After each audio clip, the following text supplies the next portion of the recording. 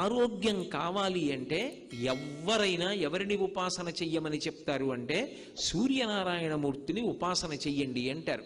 ఇప్పటికీ పిల్లల దగ్గర నుంచి పెద్దల వరకు సూర్య నమస్కారాలు చేస్తారు. ఆ సూర్య నమస్కారాల్లో కేవలం 10 విధములైనటువంటి భంగిమలతో చేసే నమస్కారాలు ఉన్నాయి. అవి తేలికగా చెయ్యడానికి వీలుగా ఉంటాయి.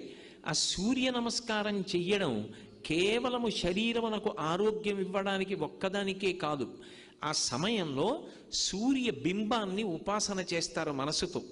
ఆ ఉపాసన చేసిన కారణం చేత దృష్టి నిలబెట్టడం కూడా అలవాటు అవుతుంది. దృష్టిని కేంద్రీకరించడం, ఒక విషయాన్ని పరిశీలిస్తున్నప్పుడు, ఒక విషయాన్ని చదువుతున్నప్పుడు, ఒక విషయాన్ని వ్రాస్తున్నప్పుడు దృష్టిని దాని మీదే కేంద్రీకరించగలిగినటువంటి శక్తి దేని వలన ఉత్పన్నమవుతుంది అంటే కేవలముగా ఆ సూర్య నమస్కారముల యందు